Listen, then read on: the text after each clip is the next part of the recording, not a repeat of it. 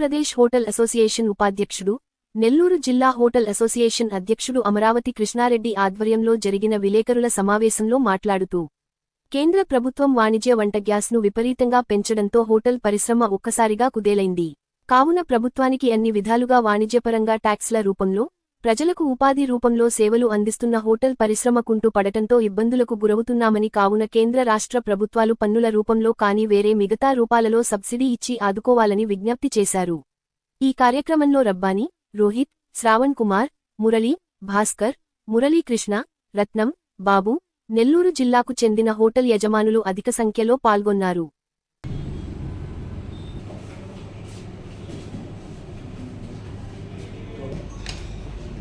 లోపల కిచెన్ తీసుకెళ్ళామా కట్ట పడుకున్నా ఇలా కూడా చూపించి తీసుకుంటాం.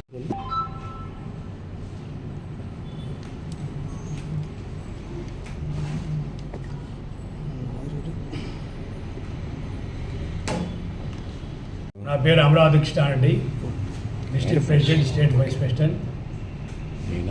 హోటల్ పరిశ్రమ అంటే మీ అందరికీ తెలుసు, ఎన్నో ట్యాక్సులు కట్టే సంస్థ ఉందంటే ఇది హోటల్ పరిశ్రమ. కుళాయి పన్ను కానీ, ఈఎస్ఐ కానీ, పిఎఫ్ కానీ, ప్రావిడెంట్ ఫండ్ కానీ, ట్రేడ్ లైసెన్స్ కానీ, ఇవన్నీ కట్టే ఒక సంస్థ. దాంతోపాటు ఏదైనా ఒక ఫ్యాక్టరీ పెట్టాలంటే ఒక 40-50 కుటుంబాలు పెట్టాలంటే ఎన్నో కోట్ల రూపాయలు పెట్టాలి. కానీ హోటల్ అనేది ఒక చిన్న హోటల్ అయినా కూడా 34 కుటుంబాలకు ఉపాధి కలిగించింది. అంటే దీని మీద లక్షల మంది ఆధారపడున్నారు. సరుకు వేసేవాళ్ళు, బియ్యం వేసేవాళ్ళు, పెరుగు వేసేవాళ్ళు, సరేనా, చికెన్ మటన్ వేసేవాళ్ళు, అనేక మంది ఈ పరిశ్రమ మీద ఆధారపడినారు. అంటే ఎన్నో లక్షల మందికి ఉపాధి కల్పించేది.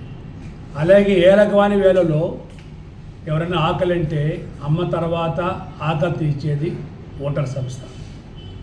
యజమాని తన ఆరోగ్యాన్ని లెక్క చేయకుండా కిచెన్లో కూర్చొని కస్టమర్కి రుచిగా భోజనం పెట్టాలి, మనం కోతులా కలిపిన పర్లని చెప్పేసి నిత్యం వంటలో కూర్చొని చేసి చిన్న చిన్న పిల్లలు కూడా వస్తాయి రోజుకు హోటల్స్కి.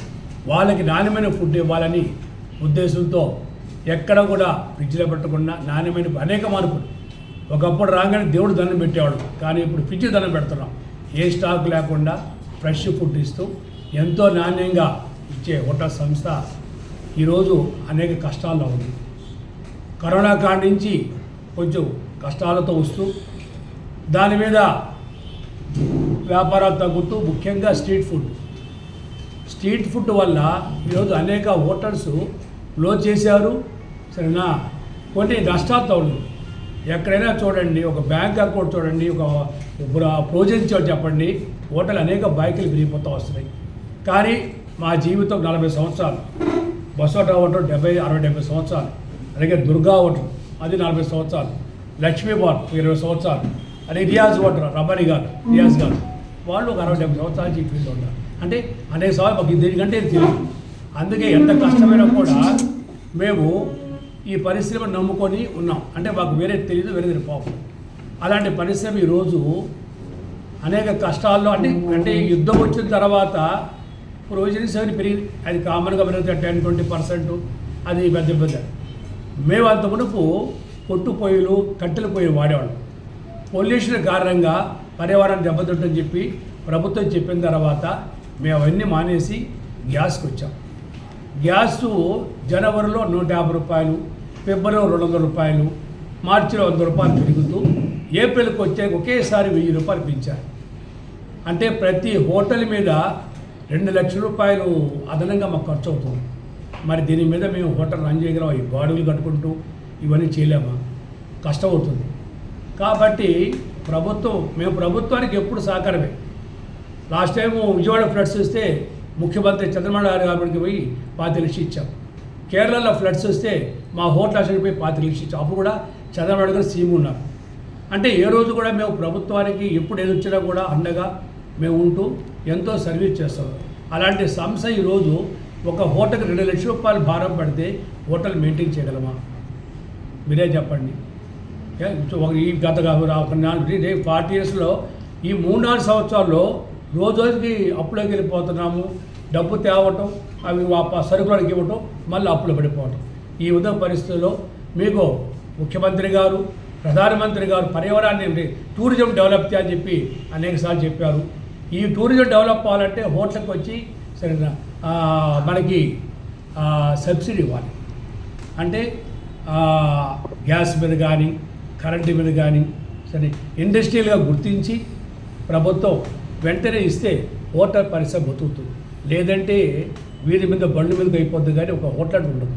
కాబట్టి దయవుంచి ప్రభుత్వం మేము రిక్వెస్ట్ చేసుకుంటున్నాం, మేము ఈ రేట్ల మీద, ఈ గ్యాస్ రేట్ల మీద అంటే ప్రభుత్వం కూడా ఇది కూడా సేవా సంస్థ కాబట్టి ప్రభుత్వం ఇది భారం పడకుండా, అదే నాకు మిత్రుడు చెప్పాడు ఆ 28% GST చేసి తగ్గిపోద్దని. ఏదైనా సరే మాకు కొంచెం అమౌంట్ తగ్గించే విధంగా మాకు ప్రభుత్వం సహకరించి గ్యాస్ రేట్ తగ్గించి హోటల్ పరిశ్రమను ఆదుకోవాలని మీ ద్వారా తెలియజేస్తాం. లేకపోతే ఇప్పటికే నైట్ టైం కొన్ని క్లోజ్ చేశారు. పెద్ద సంస్థ కోమల విలాస్ హోటల్ అది ఈరోజు నైట్ క్లోజ్ చేశారంటే కారణం ఈ మెయింటైన్ చేయలేక, దాని దగ్గర వ్యాపారం లేక, దానివల్ల స్ట్రీట్ ఫుడ్ చేస్తారు. కొన్ని హోటల్స్ మూసేస్తారు నైట్ టైం, ఎక్కడో 4-5 హోటల్ తీస్తారు.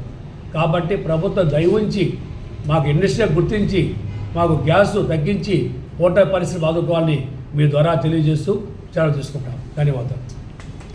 నా పేరు శ్రావణ్ కుమార్, మాది దుర్గా హోటల్, స్టోన్ హౌస్పేట. మాది దాదాపు 40 సంవత్సరాల నుంచి రన్ చేస్తున్నాం వెజిటేరియన్ హోటల్.